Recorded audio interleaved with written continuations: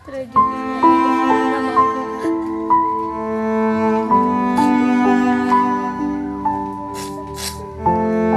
Tangis yang meledak itu pecah di wajah seorang gadis bernama Bintang Telasi.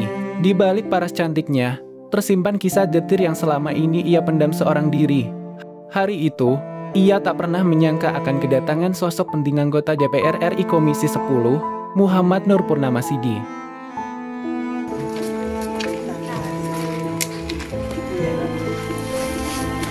Sejak duduk di bangku kelas 2 SD, Bintang hidup dalam luka yang panjang.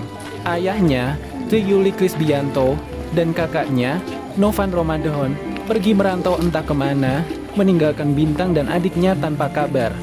Sejak itu, hidupnya hanya bergantung pada sosok ibu yang begitu kuat, satu-satunya pelindung dalam hidup mereka. Namun, takdir kembali menguji. Setahun lalu, ibu tercintanya juga pergi untuk selamanya. Tak ada yang tersisa, kecuali kemiskinan dan sebuah rumah bambu yang nyaris roboh dengan lantai tanah yang dingin dan lembab. Di sanalah Bintang dan adiknya bertahan hidup setiap hari. Meski hampir putus asa, Bintang memilih untuk tidak menyerah. Demi menghidupi dirinya dan sang adik yang kini berusia 17 tahun, Bintang bekerja sebagai karyawan penjaga booth es teh dengan penghasilan yang sangat minim sekitar Rp500.000 per bulan. Uang itu hanya cukup untuk makan sehari-hari dengan porsi seadanya. Namun, untuk kebutuhan penting seperti biaya kelulusan, perpisahan sekolah, atau bahkan memperbaiki rumah yang hampir roboh, Bintang benar-benar tidak memiliki kemampuan. Melihat kondisi itu, seorang relawan sosial, Ibu Yayuk, dengan hati yang tulus mencoba mengetuk banyak pintu. Ia mengajukan bedah rumah Bintang melalui program Wadulgus milik Bupati Gus Fawait dan menghubungi beberapa anggota dewan di Jember. Namun, 6 bulan berlalu tanpa kabar, tanpa tanggapan. Hingga suatu hari, Ibu Yayuk bertemu dengan Dr. Ahmad Afkar, seorang dokter muda yang tak lain adalah putra sulung Bang Pur. Kepada Dr. Afkar, Ibu Yayuk menceritakan seluruh penderitaan Bintang. Tanpa menunda, Dr. Afkar langsung mengunjungi rumah Bintang. Ia menyaksikan dengan mata kepala sendiri bagaimana gadis itu bertahan hidup di rumah bambu berlantai tanah, dengan dinding yang berlubang dan atap yang nyaris ambruk. Tak berhenti di situ, Dr. Afkar berkoordinasi dengan Rumah Aspirasi Bang Pur dan membuka jalan agar Bintang mendapatkan kesempatan kuliah di STIE Mandala, menyiapkan masa depan yang lebih cerah. Laporan itu disampaikan langsung kepada Bang Pur di Jakarta. Tanpa menunggu lama, Bang Pur memutuskan untuk turun langsung menemui Bintang. Ia tidak hanya datang membawa bantuan, tapi juga membawa harapan. Dengan penuh kehangatan, Bang Pur memeluk Bintang dan memberinya motivasi untuk tetap kuat, untuk tidak pernah menyerah. Pembayaran pelaksanaan ujian akhir dan lepas visa 1.500.000 sudah lunas. Sudah. Ini kamu pegang ya. Pegang. Sudah lunas, sudah di ada langkah. Terus pokoknya itu saling doa ya.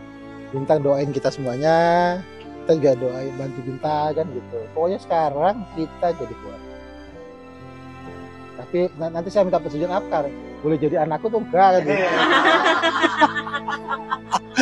Nanti dia protes lagi. Ya, kamu doain, kamu kirimin Fatihah kakaknya ya. Insya Allah nanti ketemu. Tuhan itu pasti mempertemukan orang yang bersaudara. Itu pasti. Nabi Adam sama Nabi Hawa sama Ibu Hawa dipisah kan? Karena kemudian marah kan gitu. Kenapa kamu nggak boleh makan buah kuldi, kamu makan buah kuldi? Marah kan? Nah, kemudian dipisah. Sudah bisa ada kangennya. Nah, terus kemudian berdoa, ya Allah saya pertemukan lagi dengan Ibu Hawa. Katanya Ibu Hawa, ya Allah saya pertemukan lagi dengan Adam. Dipertemukan di namanya Jabal Rahmah di Arafah itu. Kamu setelah berapa ratus tahun? Sama Bintang juga gitu. Jangan benci sama kakaknya. Jangan benci, doain terus setiap sholat, doain kirim Fatihah. Semoga kakak sehat. Sebut namanya. Tahu namanya masih kan? Bintang mungkin lahir dari kemiskinan, tapi masa depannya tidak harus berakhir dalam kemiskinan yang sama. Hari ini, Bintang masih berdiri di atas lantai tanah yang dingin, dalam rumah yang bisa roboh kapan saja. Namun esok, ia akan melangkah lebih kokoh menuju masa depan yang lebih baik, bersama orang-orang yang kini peduli padanya. Tangis yang meledak hari itu bukan lagi tentang kesedihan. Tangis itu adalah tanda lahirnya harapan. Karena Tuhan selalu mengirimkan pertolongan bagi mereka yang tidak berhenti berjuang. Seharian kan menghilang tadi dari BPG. Oh gitu. Nanti saya minta petunjuk akar. Boleh jadi anakku tuh enggak. Tadi dia protes lagi. Dari Jember, Saiful Rahman, kabarjelas.com melaporkan.